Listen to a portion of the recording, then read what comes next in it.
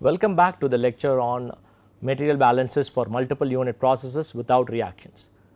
In the last lecture, we saw an example problem where we used the overall system to perform the calculations and then used individual units and performed material balance calculations. Here are more example problems. So, here is one example problem where we will try to approach the problem slightly differently. The problem statement is you are asked to design an acetone recovery system having the flow sheet which is shown below. All the concentrations shown, both gases and liquids, are specified in weight percent in this special case to make the calculation simpler. You are asked to calculate A, F, W, B and D per hour. You are also given that G is 1400 kilograms per hour. So, the problem gives you many information. The first thing we need to understand for solving any of the multi-unit processes is where do we start, what system do we choose. So, here unlike the previous problem, we do not want to start with the overall system because not all information of the streams is known. If we were to choose the overall system, then we would have many unknowns which we cannot solve for with the equations which we have. So, for this reason we have to attack the problem in a slightly different way. Let us see where we can start. So, we have an absorber column which is called as a unit 1, which has a water stream and a gas stream entering, and you have an air stream and another stream called F which are leaving the system. Now, can we use this unit 1 as the system to work with? What information would we have? We can write total balance equations and component balance equations. So, how many component balance equations will we be able to write? So, for most systems except for a splitter, for any other system, we would be able to write as many independent balances as the number of components. Here how many components do we have? We have air, acetone and water, which means we can write 3 different balance equations, and there are only 3 different unknowns which need to be solved, which are W, which is the mass of water entering, A, which is the mass of air leaving, and you also have to calculate F, which is the mass of the acetone water mixture which is leaving. So, this composition which is given here is the composition of air which is leaving the system. Now, let us go about solving this problem. As in any material balance problem, the first step is to identify a basis. So, here we will use a basis of 1 hour because the problem statement asks us to calculate the mass flow rates, masses per unit hour. So, we have used 1 hour as the basis, and let us continue with solving the problem. As I explained earlier, we will use this system which is unit 1 as the system to start with. We will write a balance for unit 1 which is the absorber column. So, the total balance for unit 1 would be, you have input equals output as it is a non-reactive process at steady state. So, you have 2 inputs which are W plus G giving you an output streams which are A plus F. We already know G, so we can write it down as W plus 1400 equals A plus F. Now, we can write component balances. Let us start with the component balance for air. So, component balance for air would be 0.95 times G is equal to 0.995 times A. Air is entering through the gas phase which is G and leaving only through A. So, this is the equation we start with. So, using this equation we can calculate A, which is the mass of air leaving the system, as 1336.7 kilograms. We already know G as 1400, so substituting for G we can calculate for A. We can now write a balance equation for acetone. Acetone balance would be acetone entering through gas and leaving through the acetone water mixture. So, acetone balance, which is input equals output, would then become 0.03 times G, which is 1400, is equal to 0.19 times F. As we already know the value for G, we can calculate F as 221.1 kilograms. Substituting the values for A and F in this equation 1, which is the total balance, we can calculate W as 157.8 kilograms. So now if we go back and read the problem, what we would see is we have been asked to calculate W, A, F, D and B. One stream which we do not need to get any information about is this particular stream. So this means we can actually calculate only B and D for the second part of the problem. We do not need to worry about this particular stream. So what does this mean for us when we choose the systems? Based on the information given in this flow chart, we do not have the composition of this particular stream. As we do not know the composition or the mass flow rates of this stream, it would be very difficult to estimate what this particular stream would be. Thankfully, the problem does not expect us to calculate this stream. So instead of trying to identify this particular stream, we can now choose a system which would basically engulf this stream. How would we do that? What would be the system we can actually draw, system boundary that we can draw to do this? So let us not worry about this stream. So what we will do is we will choose a system which is the distillation column plus the condenser. So the system would basically look something like this. So now you have F crossing the system boundary and entering into the system, and you have D and B leaving the system. This means we can calculate information about B and D using the information we have about F. So let us start solving the problem. So we can write total balances for the system chosen. So the system of choice here is units 2 plus 3. So for that let us write a total balance. So the total balance would be input equals output, which is F equals B plus D. We already know the value of F, so we can substitute it here and get B plus D as 221.1. Now we can write component balances. So we can write the component balance for acetone. This is the component balance for acetone, which would be 0.19 times F equals 0.99 times D plus 0.04 times B. Now we have two equations, equations 1 and 2, which contain only two unknowns. So these two equations can be solved simultaneously to get the values for B and D. So B would be 186.1 kilograms per hour and D would be 34.9 kilograms per hour. So using the right systems, we were able to solve for all the streams which have been asked for. So this is a critical aspect when you are actually going to perform calculations for multiple units.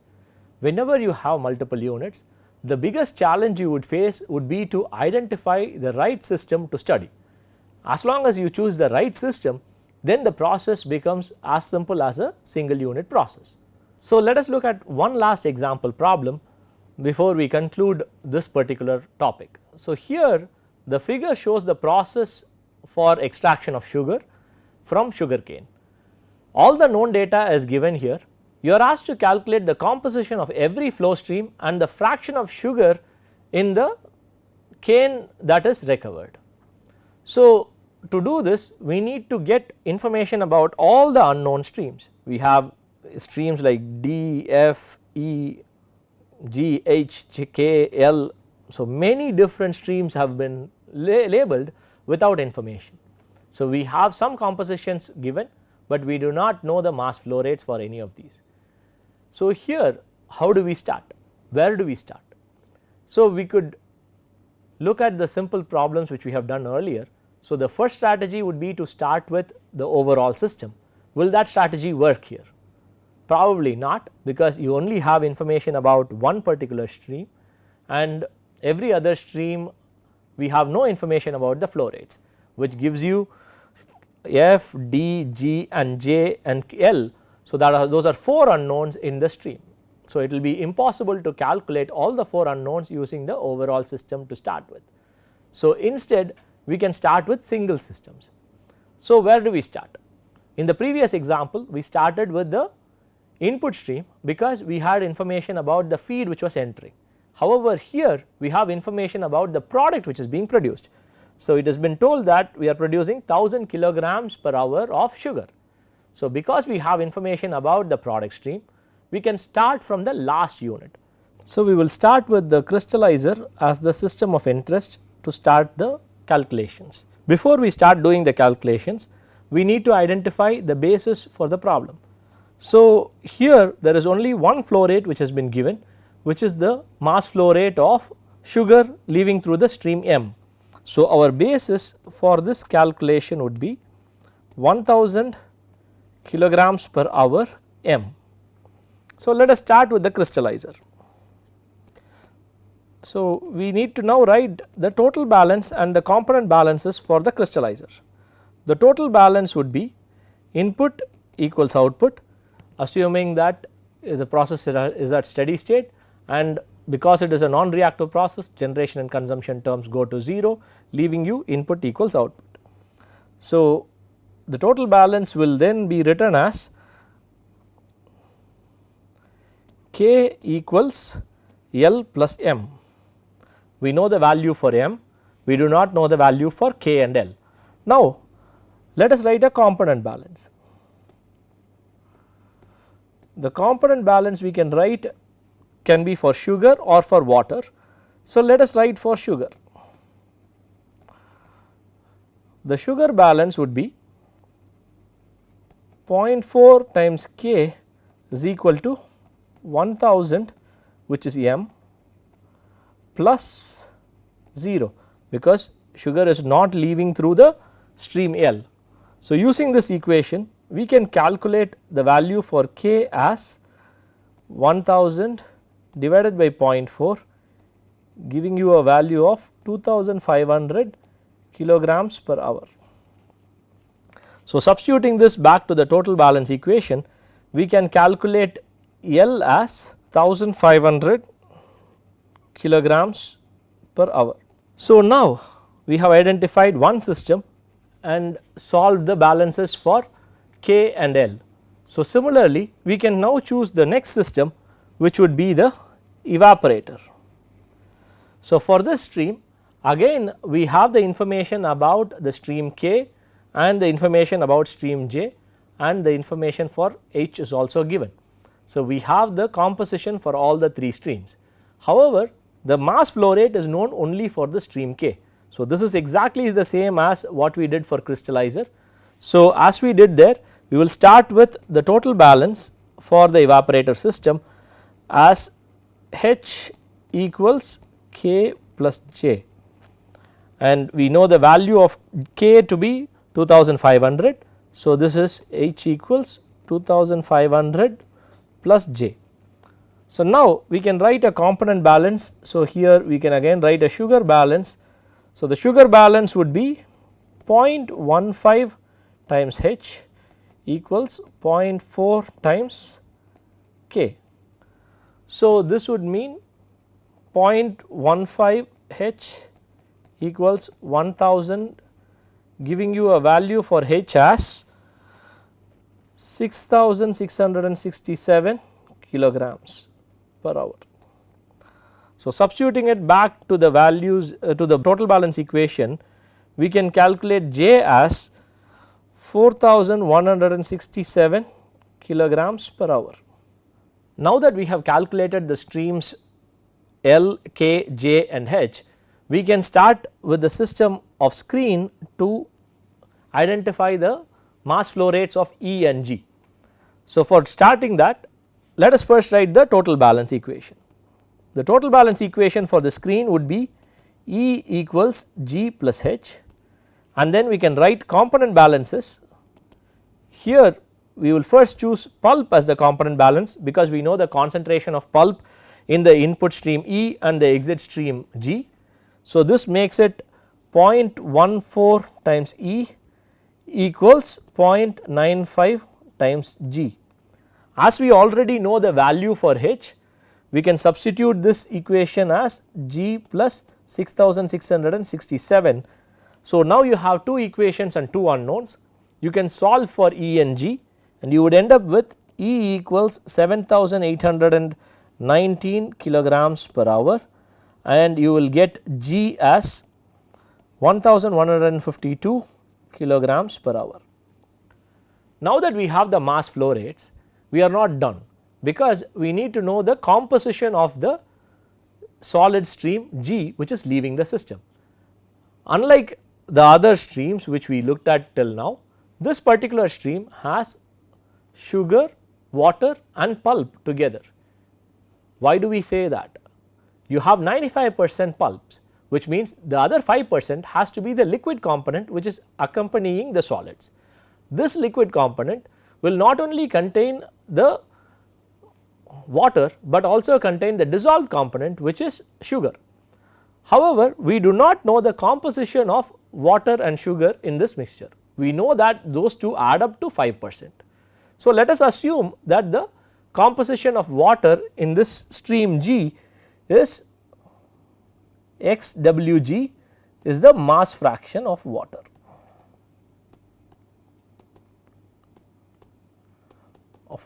In stream G. So, assuming that, let us write a water balance equation. So, the water balance equation would be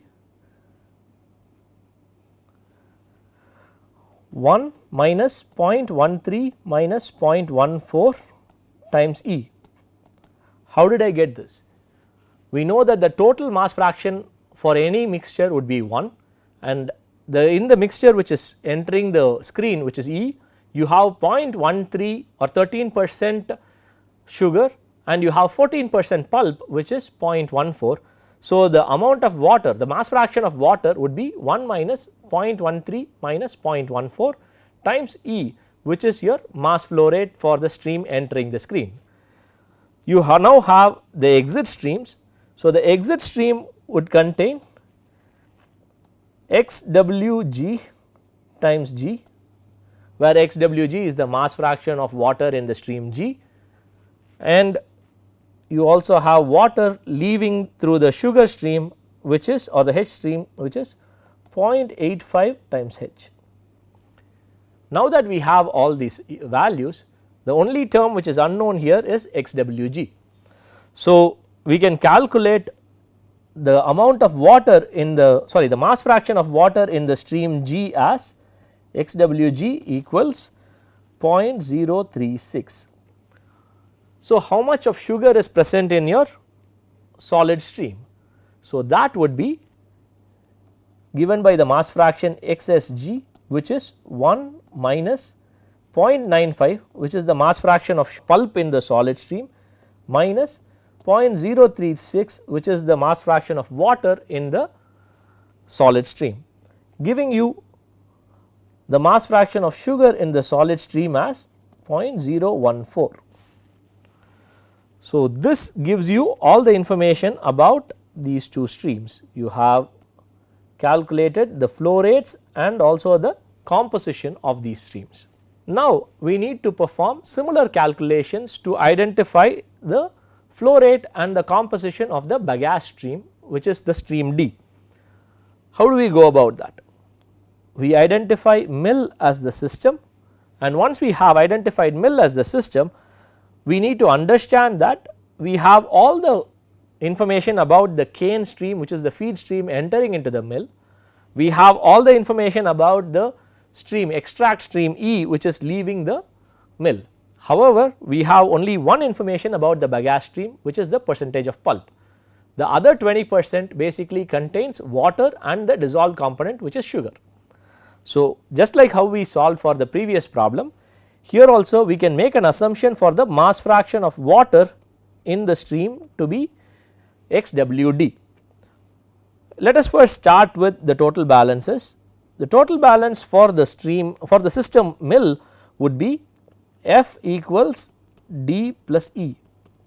We already know the value for E, which is 7819. So, F equals D plus 7819. Now, we can write component balances. We will start with the pulp balance. So, the pulp balance would be 0.59 times F equals 0.8 times D plus 0.14 times 7819, which is E. Using these two equations, we have two unknowns F and D, and we can solve for them. We will get F equals 24,574 kilograms per hour, and we will get D as 16,755 kilograms per hour. We still need to calculate the composition of the stream D, which is basically the amount of sugar which is leaving through stream D. For that, we will use the assumed mass fraction of water, and let us write a water balance for the system mill. So, the water balance would be 0.25 times F equals XWD times D plus 1 minus 0.13 minus 0.14 times E. So, this gives you XWD times D plus 0.73 times E. Now that we know the values of F, D and E, we can calculate XWD as 0.026, which means the amount of sugar, the mass fraction of sugar which is leaving through the stream D would be 1 minus 0.8 minus 0.026, giving you a value of 0.174. So, this gives you the composition of the stream D also. So, the stream D, which is the bagasse stream, contains 80% pulp, and it contains 17.4% sugar and 2.6% water. So, with that we have calculated all the flow rates and compositions of the streams. In addition to calculating the mass flow rates of each of the stream and the composition of these streams, we have also been asked to calculate the fraction of the sugar fed that has actually been recovered through this process. We know that the total amount of sugar which is recovered is 1000 kilograms per hour.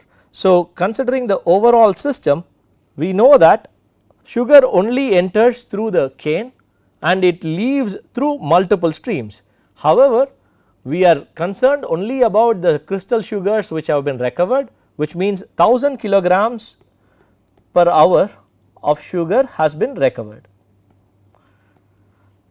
The amount of sugar which is fed into the system through the stream F would be 0.16 times F, which is 0.16 times 24,574. This gives you a value of 3931.84 kilograms per hour.